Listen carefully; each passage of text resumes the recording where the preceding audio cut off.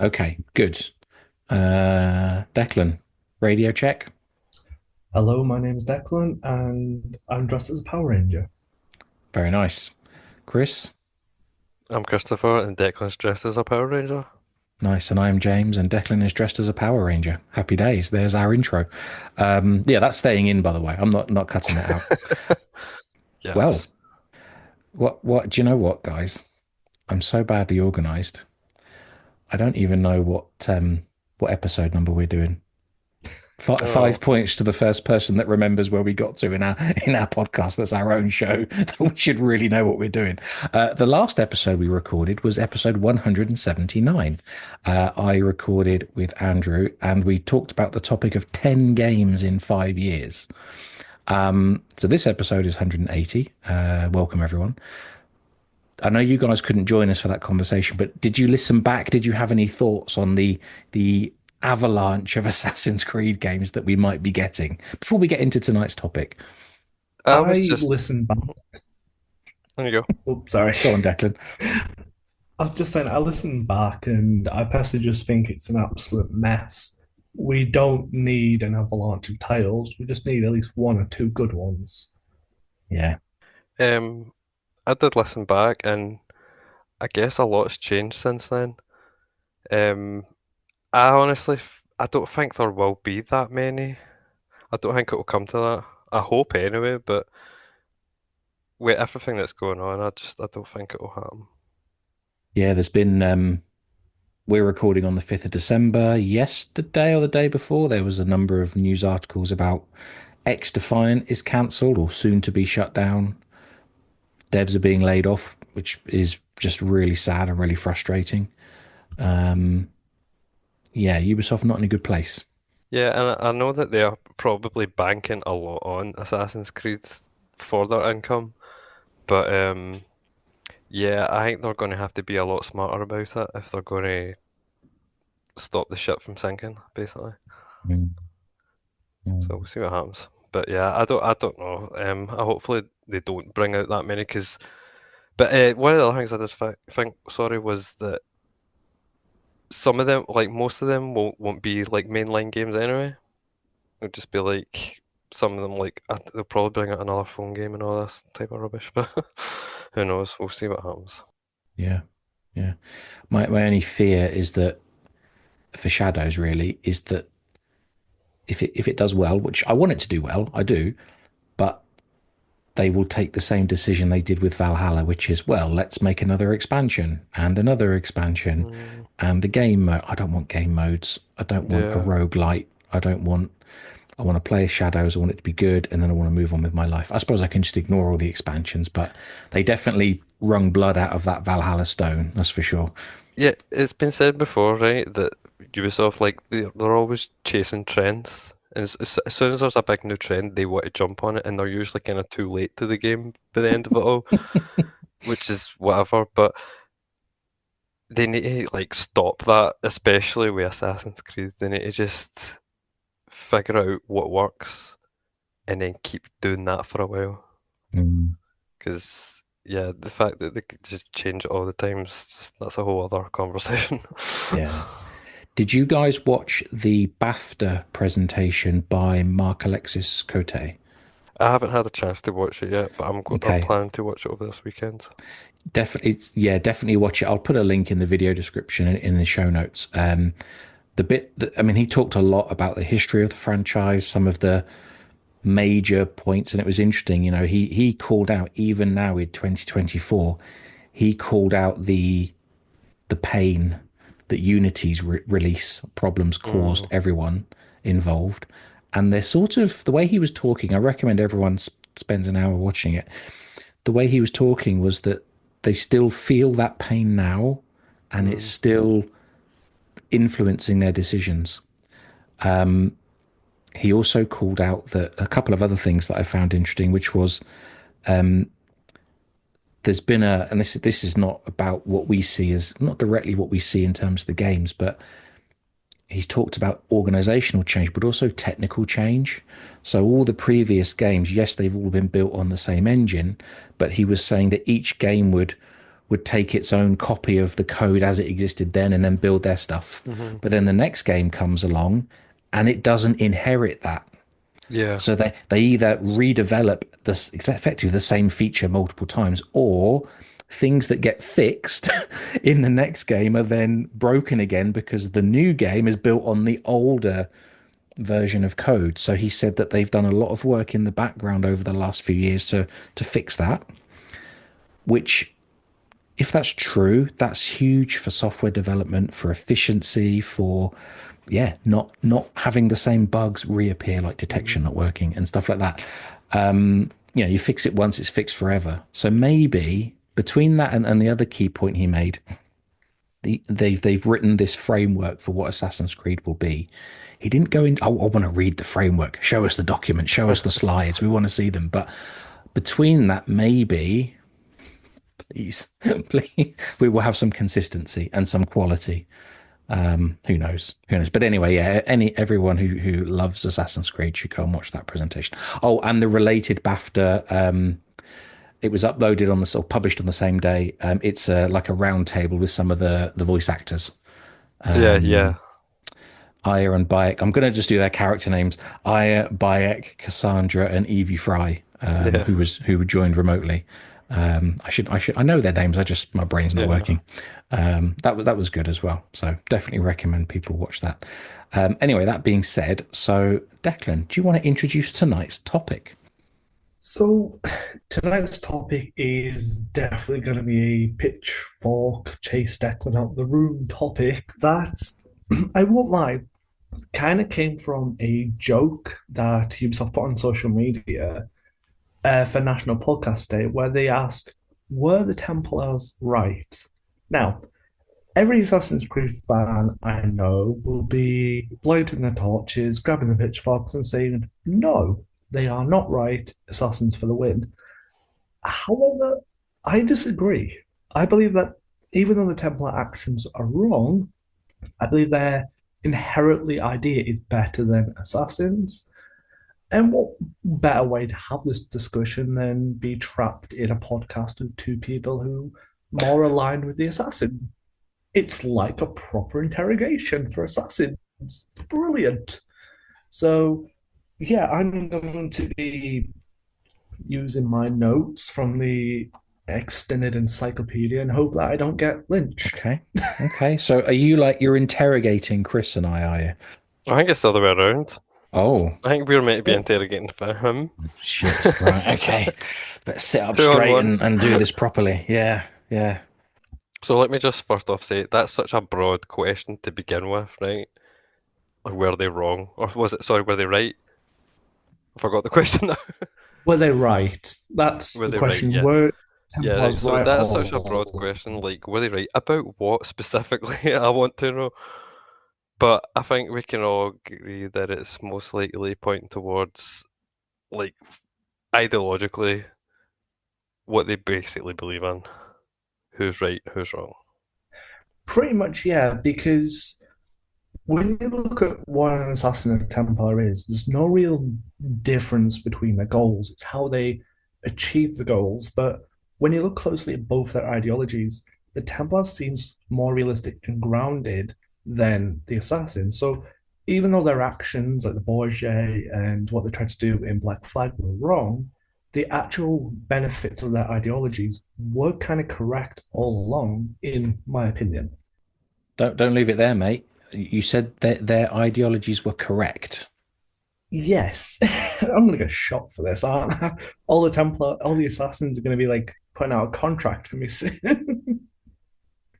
So essentially, I'm gonna boil it down to the simplistic fact that Templar ideology is basically order through control.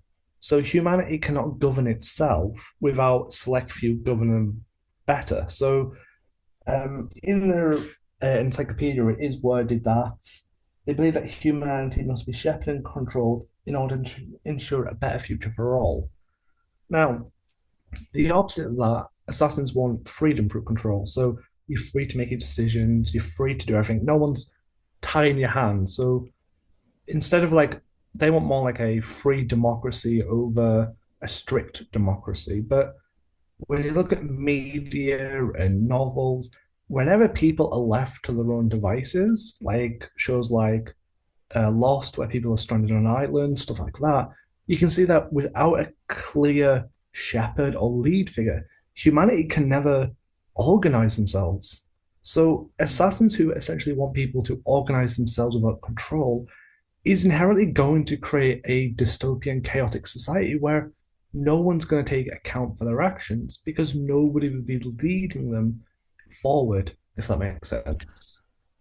I understand what you're saying, and I guess, yeah, possibly no one's leading them, but they would be held accountable because I guess isn't that the assassin's job at the end of the day to hold people accountable? And that's kind of where Altair's three ironies come into play. Because Altair, Why don't you just remind just the listeners? Obviously, you, me, and Chris know the three ironies, but just for our listeners, Declan, would you mind just reminding us of the three ironies? um, would you two like to have a nice discussion about why assassins are awesome while I pull up the notes? Because my notes have crashed, but I did have I've the got three them here if you want ironies. me to tell them. Go on, Chris. Let's hear him. Okay, so the three ironies is the assassins seek to promote peace but commit murder.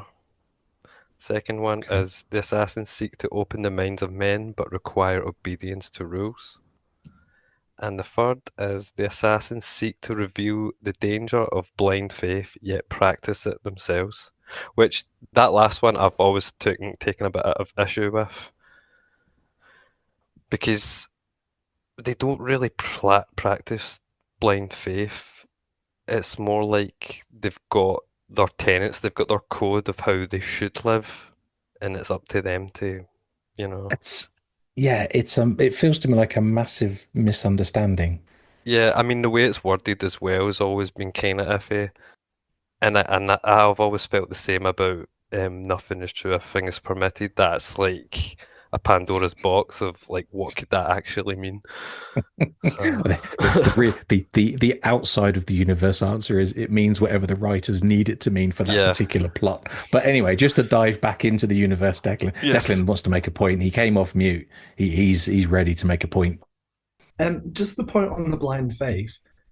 I think blind faith, the point Altair makes about blind faith is more seen in games like Unity, where you see the Assassin's Council, and they're the ones who make some of the decisions because there was going to be that peace between the Templars and the Assassins during Unity, and that sort of council was in charge. But when you look at recruits who have their own idealistic views of how humanity should be free, how, let's say I want to rebel against the Borgias, they will put their blind trust in the Assassin's Brotherhood to help them achieve that goal. So assassins themselves have to kind of embody the spirit of trust to the people that they are looking to protect. So if a Borgia is running around stealing everyone's money, it'll be the assassin's job to kick the assassin Templars out. But behind the scenes, what it really is, it's the faith of those who are committing them that they're doing the right thing. They've got to have the blind faith that what mission their mentor tells them is the right mission. So they've got to have faith that their actions will always be correct, even if their actions do contradict the idea of nothing is true, everything's permitted, because if nothing is true and everything's permitted, then the Templars have never done anything wrong. But if you have to have that blind faith in that you're making the decisions, if that makes sense. I disagree with the phrase blind faith. They are not the the one defining trait of assassins, and in particular, think of Masyaf before it was destroyed. Think of the bureau that you walk into in the games that had bureau, full of books. Mm, It's about knowledge, yeah. and they are teachers. You know, al mualim, it means teacher. And I don't actually. I think if I don't know whether you're quoting from the official guidebook, but that phrase blind faith, I don't think that's correct at all. I think people join willingly because they want to change things For the most part. for the most part. And I also think that there's a difference between trust and control. And I would say that trust is earned, and you earn the trust of your master, and your master earns their trust in you as the recruit. And when you take that order to kill, you accept it because it's this is where it gets grey, but you accept it because you trust it's the right thing to do. But you have the freedom to walk away. Yeah. Do you know what I find weird? But there's actually been quite a lot of instances where people join the Brotherhood specifically to begin with anyway to get revenge. And that I can remember that happened a few times at least throughout the games. I mean, even you just brought up an example a minute ago of in Unity when they're about to work Mm. together, and that is Arnold brings Elise to the council, and she's like, "Yeah, if I need to trust the Brotherhood to get revenge, then so be it, man." And they're like, "Okay," and they're like, "Oh, the Brotherhood's Arno joins as always well so for willing revenge. to just be like, yeah, okay, you can join for revenge. That's fine." Mm, They're like, okay. mm, I guess yeah. they're trying to see what you're all about, I guess. I think the counterpoint is that the Templar approach is one of what's the right word? Well, they want peace through control. That's what they want the pieces of Eden for, at least. Yeah. And again, we don't know what the future games are going to say about modern day and what the motivations are. But up until now, the goal has been control the human race, control their brains, so that they can't do anything stupid, Yeah. like start wars and kill people and whatever. Which I understand the goal, but I think you have to hand over too much of what makes you human. The freedom to make mistakes, Yeah. the freedom to get things wrong, the freedom to be creative, to think. And that's why I could never align with those dastardly Templars that Declan has aligned himself with. See, and that's the other thing. A minute ago, Declan, when you were talking about it, you basically described Shay and his struggle. Yeah. But I've always had an issue with Shay. Like, I don't really like him as a character, and I know a lot of people that I know are going to be unhappy that I said that because they absolutely love Shay. But I've never really liked him, and it all comes down to how I think he was so easily just ready to just give up everything he knew, give up all his friends for just to switch sides, basically. Like, there could have been 100 better ways to go about that, but he chose to like the nuclear option. Do you know what I mean? So I've always just Burn it all had an down. issue with Shay, and I've never had anyone give me a good point or argument to like why he done that. But I think Rogue has a number of plot. Well, it requires you as if you're seriously invested. If you just want to play it as right, who's my next target? Let's stab mhm. him and have some fun. That's totally fine. But if you actually stop and look at the story, you have to make a lot of leaps of what's the word? You have to suspend your disbelief a lot Yeah, for Rogue to work. The only thing I'll say in Rogue's defense is it was developed in I think it was 9 months. oh really?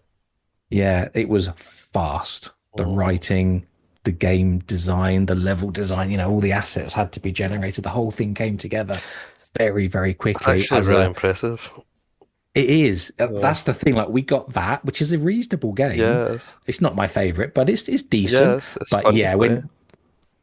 when you sit and go, what the assassins are like dealing, was it running gangs and dealing in, was it narcotics? I can't Yeah, remember now all something the other like that. stuff Yeah, that was it's going on, but the one I've it's played like, the least. really? Yeah, yeah. The poor wiki writers having to try and turn that into a cohesive narrative, between all the other games and all the other characters. But you know, yeah, it's it is a little bit like, did they really do that? I'm not sure. But yeah, I always just say to people, if you don't like it, that's totally fair. But just remember what they did in such a short. I mean, what's it, 4+ years now to make an Assassin's Creed game? So not bad for 9 months. Yeah, Reusing all of the Black Flag assets, but hey, yeah, I just said that. Anyway, pretty much. Yeah. Declan, our Templar, you've been very quiet for a few minutes. Have we? I feel like we've won, so we'll just say thanks for coming, guys, and tune in next week. I wouldn't say you won. I think you make great points, but I think the point I'm going to make is out of universe a second. but it's one of my favorite novels, but it actually does highlight the assassins and Templars ideology in a weird way. And that is Stephen King's The Stand. Has anyone ever read it? No. I won't bore you with the details. It's a wild 2,000 page book. But the overlying factor at the very end Does the bro is not after employ an Apocalypse. editor? 2,000 pages? Yeah, that's the uncut edition. I read them all. Okay, fair enough. The point that stuck with me is it's set after an apocalypse, and you get two bands of survivors. You get the criminals who have one main leader. He basically whips them into shape and controls them. And in a year, that civilization builds electric, running water, a democracy, a law, and basically a working civilization. The good guys, who are not criminals, they're just hardworking farmers, they settle everything using a council system, so four different people to make votes. And in a year, they never accomplished running water, electricity, valid food supplies, democracy, or laws because they could never agree, because it was all unanimous and they could never actually agree. And it kind of made me kind of think when I think of Assassin's Creed that when you apply that to the logistics of assassins maybe making a council system when they liberate an area, how is that going to thrive if everybody disagrees? Whereas if you have a Templar society where only one person makes the decisions and everyone has to agree, it's not the best approach. It's probably the worst approach available. But is it possible that that society may do better because there's a less influence of people putting their own ideas that could cause problems later on down the line? You know, the old famous saying, too many cooks in the kitchen spoils the broth. So maybe too many people allowed to control one society could lead to conflict of nature and ideologies, whereas one main leader pushing forward may be able to take influence from the different ideologies and opinions, but overall that single decision they make could benefit. But it could also be worse. Templar ideology, in my opinion, isn't 100% the best point going forward. I would say it's about 80%. But for me, humanity in itself is very much in nature a pack animal. That is our genetics. We're pack animals. And a pack needs an alpha male, a leader. If humanity doesn't have somebody to lead and guide and is relying on everybody else to help make decisions, I really don't think humanity could truly move forward. Look at everything the Abstergo's done for science and health compared to every science and health division the Assassins have done. The Templars, even though we all think they're the bad guys, they've made life better for humanity over Assassins, which is You've muted yourself, mate. sorry, I was looking at my notes. So Say something that the sentence again, and I will do a seamless snip. I was looking for my notes. I Oh no, you're forgot not. what I That's weird. was. You're showing as muted. Yeah, yeah. Oh, Oh, shit. and we just lost him. What I was going to say was that what he was. Do you know we're still recording? So Declan, too late, mate. We're carrying on. Oh, he's You're Sorry, gone. go leaving me on, mate. behind. I see. This is the problem, people. The assassins have heard me speak, and they are sabotaging my equipment. Yep, They are trying to shut me down. set in a wee hack. Someone See, has to stand up for the people. You Well, know. what I was going to say was, Declan, what you've basically just been describing, you see a lot in the real world politics. Basically, is that we have a democracy and not a lot gets done because both sides can't agree on fucking anything. And then what you're saying is, would you be better with just one person in charge? And I mean, that could work, but the one person in charge needs to be a good person. Otherwise, you get a dictator. So Yeah. that's where it kind of falls apart because that person needs to be really good, and they need to make all the right decisions. Otherwise, the world will burn. You're signing over a lot of power to an individual. Yeah. And the And Templars have an in answer for that. Ooh, please share. Please share. mm, The Sigma team with Oxford. Now, I don't know if this is universally accurate because it's just from the encyclopedia, but the encyclopedia states that the Templars are aware that their position can create power and greed.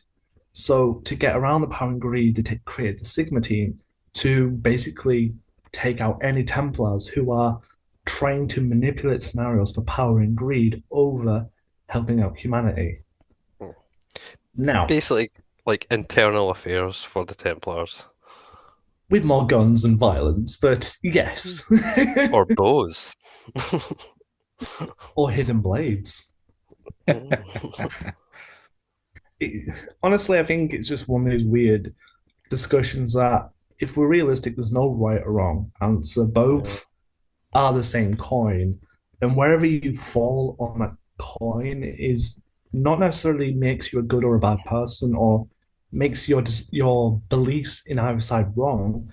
It just shows how much weight the series has been carrying. That it's not easy to say, "Oh, look, there's an assassin. Let's root for them." They're always correct because is it Belek in Unity was an absolute a hole, and yep, Elise that as a was his main Templar was character actually trait. quite nice.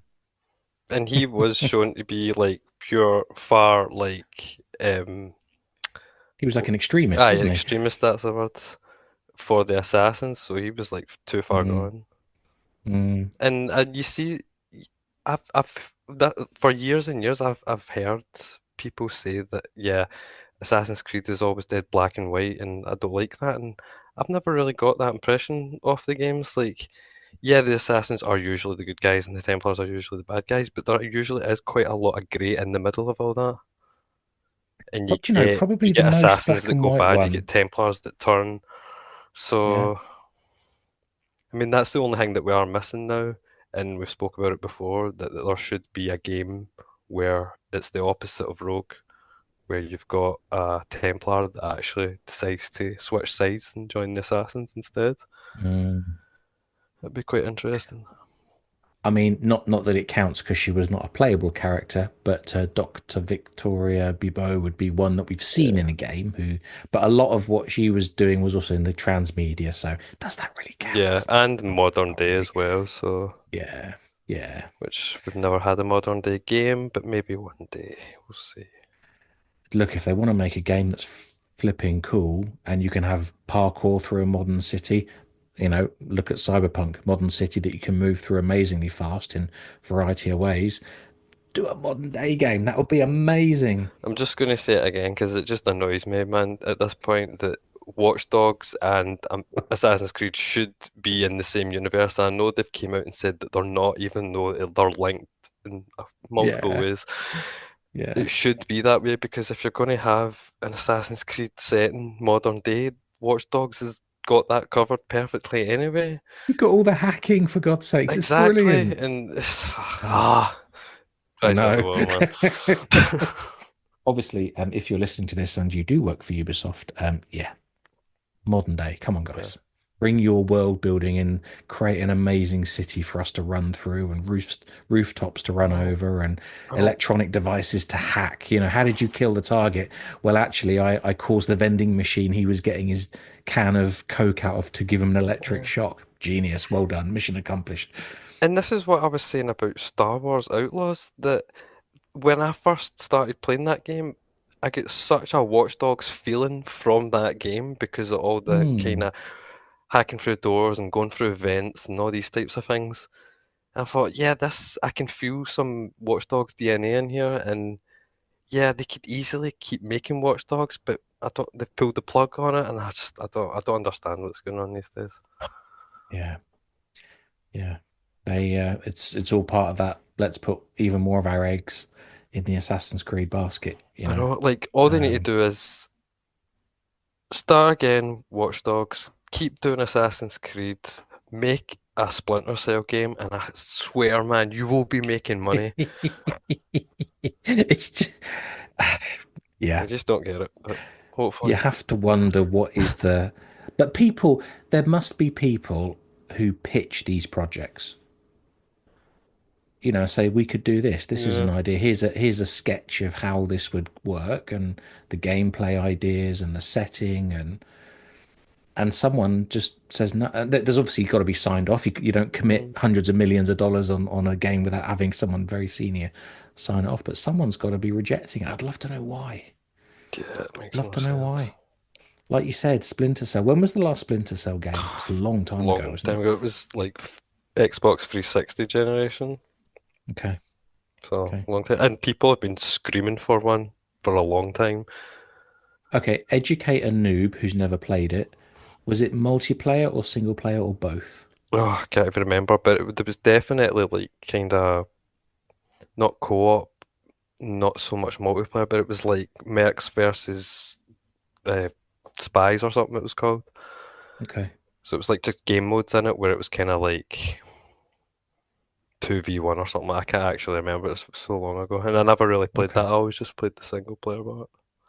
But Mm, like a lot of the, and that's sort of saying for Shadows is some of the stuff in Shadows is like straight out of Splinter Cell, like the whole hiding in the dark areas, coming out the light, and you've got basically you can tell how dark and light it is, so the bad I guys can remember see you you or said not. when we Yeah, saw the first Shadows trailer, you went, yeah, "That's just like yeah. Splinter That's Cell." Splinter Cell, and they're like hiding Okay. up in the roof bit whilst the guard patrols underneath you, like that. That's all Splinter Cell.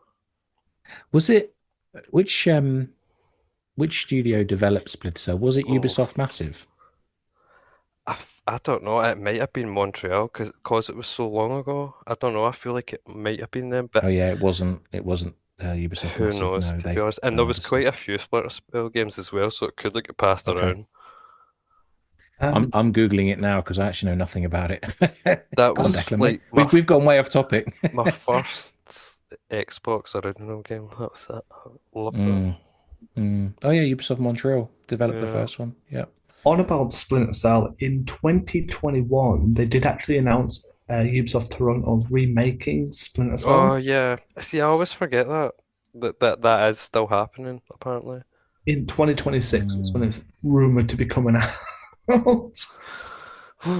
Well, Don't a know. remake of the first game should be good no matter what, because the first game is a great game on its own. Mm. So it being updated, quality of life, graphics, all that stuff should go down nicely. Please, please, please, please. That's that's the remake. People joke like we've joked about, look, another remake, another remaster. Where's the originality? But Ubisoft have been going for 30 years. Now, maybe they wouldn't want to remake their stuff from the 80s, but if they're looking to sort of pad out the release schedule, they've got so much back catalogue. They could really mix it up Mm. between remakes, remasters, and new products. Yeah, and I'm They've got sorry I've plenty of things they could bring back. totally steered us way off topic here, but I will just state No, this it's is that okay. like another one like Rainbow Six Siege is like their best game. Like the community around that game is insane, and that game's been going for like 8 years or something like that. Where I don't know why they've not made a new one and capitalized on that community. Basically, it's just Mm. yeah, it makes no sense. Rainbow Six Siege is 2015. I Yeah, didn't it's realize it was that ancient long now, ago. and that game's been up there like one of the most played games every year, Mm, and it's mm, like big in the esports scene and all that stuff. So yeah. I think the reason why they're not making a Rainbow Six Siege 2 is Extraction was a flop, which was their spin off, don't but remember they're still working on Rainbow Six Siege Mobile. that. That's been in development for ages. It's Yeah, even on my phone pre-registered, and honestly, if if it comes out, it may be good because Call of Duty Mobile is okay if they get Yeah. controller support, but mobile has a lot of issues for like cross-play, data management, because a lot of people use hotspots, so there's latency issues. People like to buy third-party controller extensions for controllers, which 90% of games only support the expensive ones like Razorback or Xbox controllers via Bluetooth. So how Ubisoft are going to get around that will make or break the game. Because if they don't allow people to use any controller peripherals and say, oh, you have to go get a Razorback or use a controller like a PlayStation or an Xbox, you will limit the market because Razorback's like 90 quid just for a Mm. controller, where in B&M's I got one for £12 that worked fine. But Surely they don't care what controller you use. it's to do, this shouldn't, but people Is do. it because And it's a competitive game? to be honest, I don't know what it is. It's like Genshin Um, Impact, for example. Genshin Impact does not support control support from any peripheral outside of Xbox controller, PS5 DualSense, or Razorback. So when I tried hmm, my Turtle Beach Recon Xbox controller for it, it wouldn't register with the game. I had to use my Xbox Series X controller. So it's a coding okay. thing. They've got to allow it to use any peripheral. And if they don't, then it's going to limit a lot of people's ability to play it. I wonder if the Assassin's Creed Jade will have this issue, Yeah. because Didn't that's they say there was another. going to be no controller support in Jade? God, It I was don't touch know, man. controls only. Even though you can pair your controllers to. I know you can do it to iPads. I don't know about other tablets, but I know it yeah, got delayed, so I hope they like backtrack or something and they just release it on PC or something as well, because a lot of people are not going to play it all because it's just on phones. yeah, So yeah. this is just a speculation, but I am 50% sure that it will get a console and a PC port because the way they're describing the Animus Hub as a way to like access all the games and all the memories of modern day.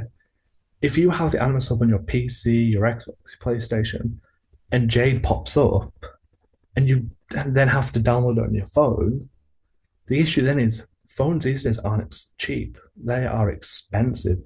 My phone Mm, is a very cheap Samsung, but it still costs me about £50 a month, and it cannot play 90% of the games out there Mm. because yeah, to get a gaming phone is going to cost you at least £700. So Ubisoft need to realize that they're going to have to port it over. And when you look yeah. at like Brawlhalla, which is their free to play Smash game, that's doing more success on console over mobile.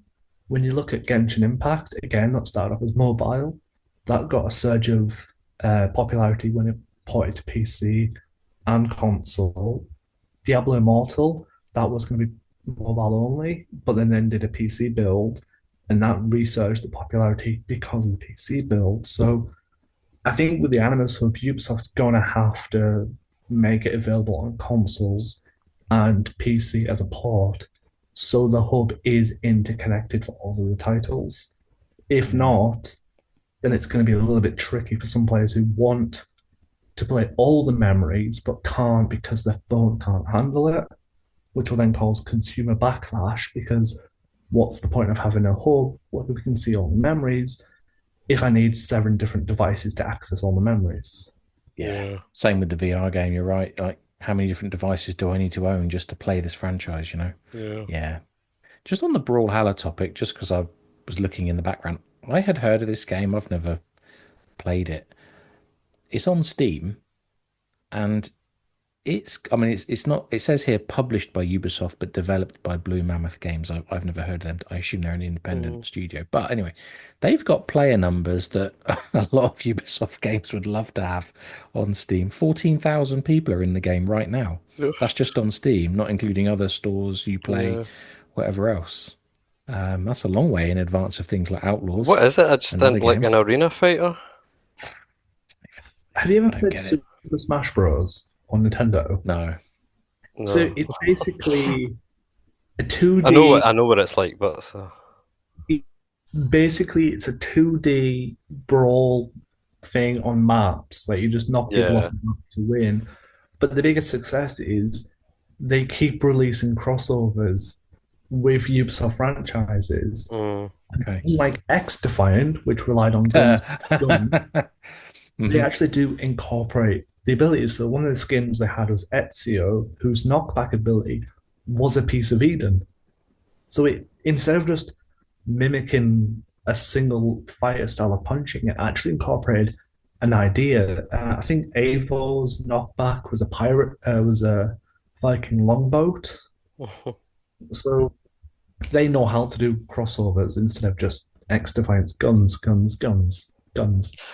That's the thing. Ubisoft can get crossovers really well done. Do you know what I mean? Like I've played lots of them. Like their Ghost Recon crossovers with things were amazing, like Predator and all this stuff. So like they can do it. It's just some of them they just totally mess it up. I think the one of the crossovers I remember them doing that got a lot of flack and abuse towards them was Ezio or Prince of Persia for AFK, the original AFK arena game, but they were selling it for £99. Ooh, So it's going to that's cost crazy. £100 to lock in. And it was just absolutely stupid. They then did it with Summoner's War, which I actually progressed through Summoner's War to get the characters. But the money that it was going to cost is an absolute arm sink. Ubisoft don't mind putting their franchises out to cross over, but the money they want in return is just stupid. I think when they made the wrong game, Mighty Loot, I was playing that a lot and I was in the Discord. They did a Sands of Time crossover, and I think I calculated it to be about £90 to get all the pieces. Sure. And the problem was you could earn some for free, but you needed all of them for it to work. So I complained to the developers and got kicked out of the Discord for it. Oh, really? It's not a Yeah, good look. What the me heck? and me and Ubisoft have a very bad track record when it comes to their mobile games. I've had developers tell me just to buy a new phone because the game wouldn't work on it. So Oh I've yeah, had more luck with the console developers than I've had with the mobile ones. Hmm. madness. Understood. Well, I'm sorry for derailing the conversation. It's okay. I mean, I think we concluded that Declan was wrong, and the Templars are wrong and dumb, and yeah, Assassins Forever, right? I would say so. I'm going to read out a few comments from our Blue Sky Oh, account. please do.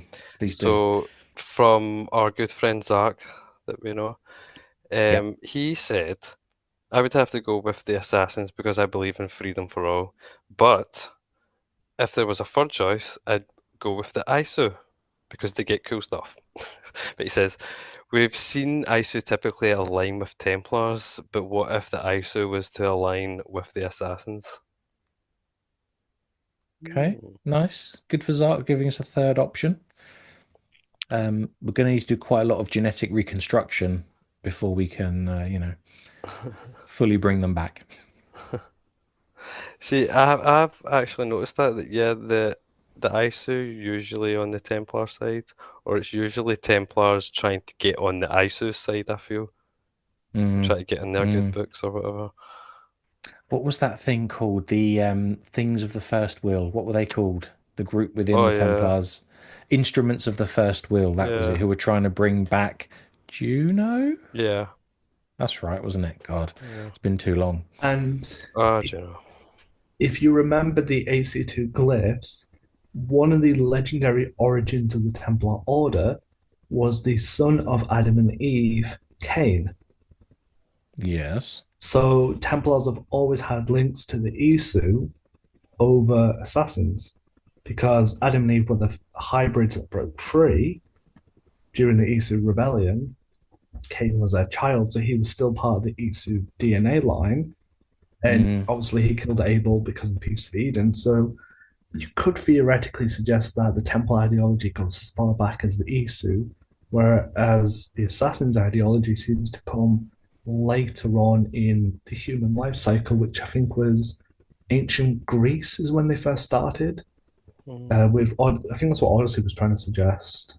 Yeah, No, I think the way I always understood it was even if they didn't have those names then, it was it was Adam and Eve escaping that kind of was that first the first sin. I'm not really a proper Christian. I don't know about this stuff, but it was that first rebellion against yeah, control. So even if like it's not a family tree all the way from Adam and Eve down to the modern assassins, it plants the idea of you have another way. You don't need to do what you're told. So it's like the God, what's the word? Yeah, the idea started then. But you're right. Yeah, the Isu definitely are more aligned to the. I would say to the Templars are more aligned to the Isu way of doing things. We shall control you with our yeah. golden balls. That's when the seed was planted. Yes, yes. To understand Assassin's Creed, you have to kind of read the Christian Bible, don't you? You need to To- read a lot of rubbish, man. yeah, yeah. I never went to Sunday school, so I'm the last person to ask about this stuff. Declan Um, did. All right, Declan, excellent. He's our man on the inside. he's our man of the cloth. All right. Right, so Renegade 17 from Blue Sky said, if the Yeah. Templars could consider the cost of their goals, I might be able to back them, but no one's life should be governed by people whose people only focus is control. I side with the assassins from day one. I like that response. Yeah. There's a saying, isn't there, which is power corrupts and absolute power corrupts absolutely. Yeah, And that's what they want. And you're putting all of your faith in the one person at the top of the Templar organization being a good person for the system to work. And if they are a dick, yeah, we're all fucked. What else did you get on Blue Sky, Chris? yeah. We've got Adam says he's picked assassins. And he said, neither assassin nor Templar are fully correct, but I value free will and expression over order and control. However, I do think that humanity needs order to function. So, yeah, Okay. I think everyone is kind of under that understanding that, like, you need both to really thrive. And that I do think that, see, the assassin's way of doing things made more sense in the past and in the times that these stories usually take place. Whereas a Templar's way of doing things kind of makes more sense nowadays in the modern day. Mm, Just, I mean, because we mm. basically already are under control. And, we all, for the most part, follow the rules and we go to jobs and we do our 9 to 5 Yeah, thing and all true. this stuff. And we're kind of, we're True. kind of placid to begin with. Like, I mean, we Oh don't my really need God. to be under much more control. So We're all corpo scum, is what you're telling me. basically, I'm definitely corpo scum. Yeah, yeah, you're right. We got a reply here from Mrs. H.E. Kenway. ooh, Interesting initials. So Mrs. Haytham Kenway, and then he said Hytham Kenway. No, not Hytham. Haytham Kenway says, my opinion of the Templars and their teachings is well known to most people. I agree with them and would rather join the Order than the Brotherhood. I simply feel more comfortable with order and structure. Fair enough. Fair enough. I definitely understand that. And funnily enough, isn't it Haytham that says something along those lines about how most people kind of like want to be like under control and like they kind of want to be told what to do or something like that. I can't Mm-hmm. remember exactly what it is Mm-hmm. he says, but it's something along those lines. Yeah, true freedom. I can't remember his quote, but true freedom is terrifying. Yeah. Yeah. Interesting. I need to replay AC3. I've only Yes, played you it once. do. I know, and I need to replay it and really absorb it and do all the homestead missions that I never did Oh yeah. and recruit the. I didn't even know you could recruit assassins. Yeah, I actually, I remember you saying that, and I was like, "What?" yeah. What the when the fuck was this added to AC3? Yeah. And I tell you, I completed that game without ever visiting a shop. I don't know if there's a trophy for that, Oh, but aye, aye. how I did it. But There's, anyway, aye, yeah. there's a trophy for like selling undamaged pelts to each store, Oh God. but Does that's that mean you've got to do like headshots with the bow or something? well, see if you just kill animals unarmed. with just your hands, like if you can catch them. Um, Like a lot of the time you can, fist fight with a a lot of the bear. times you can be like in the tree, like on a tree up high, and you Okay. can just air assassinate an animal just barehanded easily, and that will kill them barehanded, and that means you'll have a perfect pelt. Then you can sell it. That is a pro tip. Yeah, yeah, AC3 All is right. the best. Got to reread Forsaken. It is Forsaken. Yeah, It's the yeah, it's Haytham forsaken. Yeah, novel. Yeah. And then play the game. Where does and that's the where does Force go on, sorry. mate? Go on. I was just going to say that's the thing about the assassin recruits. They are like tied into the homestead missions pretty much. Hmm. Like, well, no, I think some of them are, or they're separate. No, can't actually remember. It's been a minute. But basically, like the assassins, like you meet them, the recruits, in Boston or New York or wherever, and you like do a mission for them.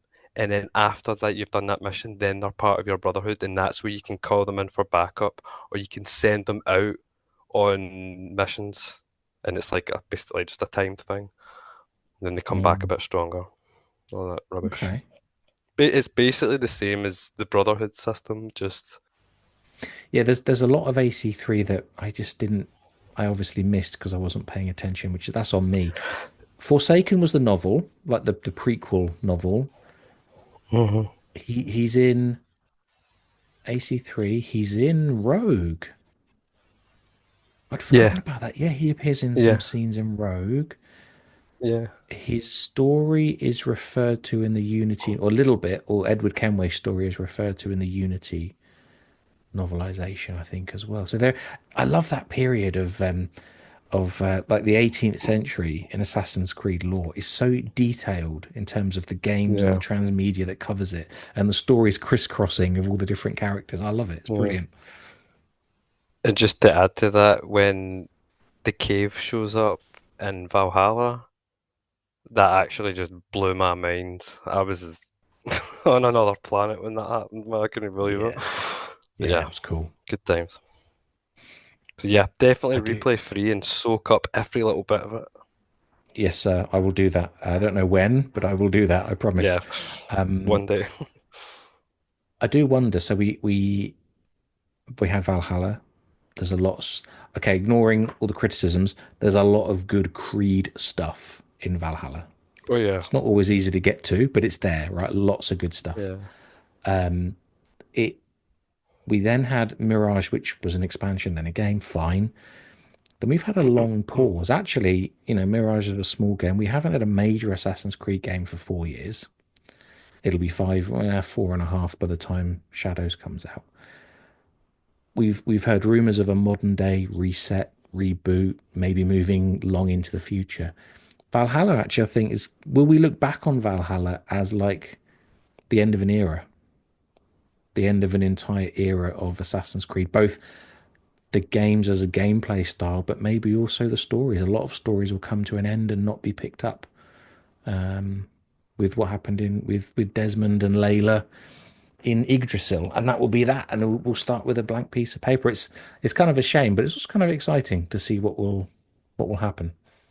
I think personally, I think that's what Ubisoft has always done from AC1. If you think about it, I'm going to branch the AC2 games as one game because they are just one story. But when you think about it closely, 1 to 3 is the Desmond Saga, and then 4, 5, 6. Well, no, 4, 5. So Black Flag, 3, 4, 5. Black Flag, Rogue, and Start of Unity is the Kenway Saga. Yeah. And then Unity and Syndicate had a Helix Saga. Hmm. And Yes. then we've had Origins, Odyssey, Valhalla, Mirage as the mythology saga because it's focused around the Isu and the gods. So when you think about how AC has kind of been built, for them to start a blank state is kind of just following logistics. They've always done it, and it sucks because there's some stuff I miss, but we'll just have to hope and pray. I know what you mean, but be interesting to see. Well, gentlemen, we've been recording for an hour, which was our target. Declan wishes to make a closing statement, a case for the prosecution. Yes, I found the page I was looking for. All Hey. right. Right. Okay.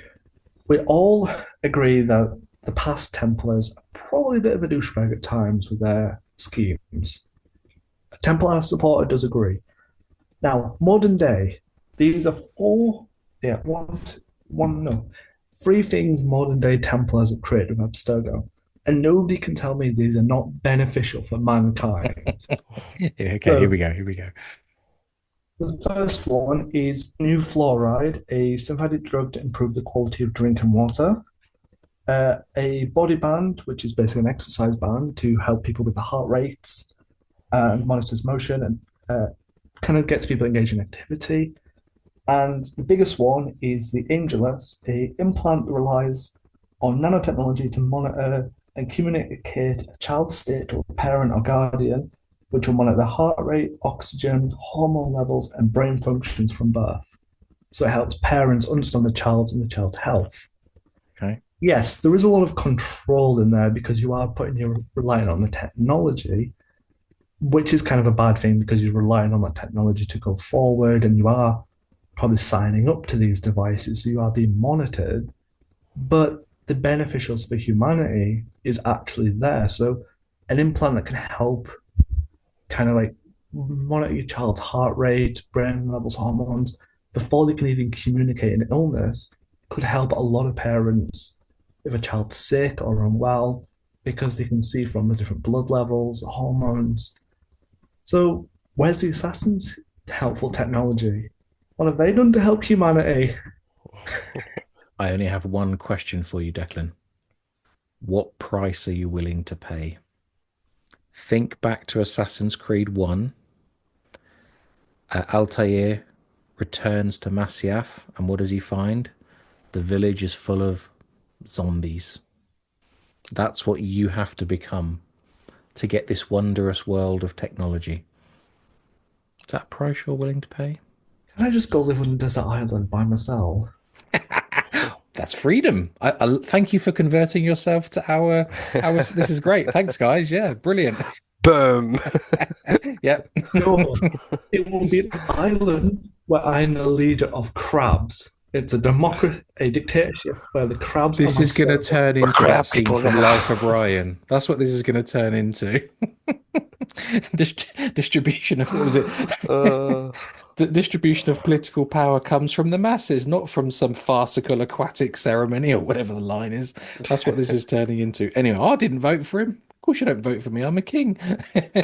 Anyway, right. yes, I like that. That was a good conversation, guys. Yeah, we've had some nice responses from people on what they think. Obviously, the Assassin fans outnumber the Templar fans, and in true British style, we will settle this behind the bike sheds. With a rule. Yeah, bring your tool. Yeah. All right, Chris, closing comments. Um, yeah, assassins always. That's my way of life, man. Freedom. Respect. Declan, closing comments. Doesn't matter what you align with, the entire franchise isn't black and white. We're all friends at the end of the day. Just don't hack me again, assassins, please. I'll be good. And with that, we'll leave it there. Don't forget to, like, subscribe, leave a comment. Actually, do you know what I should say? I need to start saying this. It'd be great to get some reviews on Apple and Spotify, or even just, give us 5 stars. Because we have some really old reviews from 4 or 5 years ago. And it would be nice to get some updated ones. So there you go. Do us a favor, leave a review. And next time, I'm going to remember to say that at the start, not at the end, because it would help the show to get a bit of a refresh in terms of our ratings and so on. Because there was a comment on there from like 3 years ago. The audio is not very good. I mean, yeah, in those days it really wasn't. I'm sorry, but if you skipped forward 100 episodes, you'd find it's a lot better than it used to be. But anyway, yeah, I think that's it. Declan is on the Zoom call with us, but his picture has frozen completely. So I think we've lost Declan. We'll leave it there. Thanks for listening. See you soon. Bye.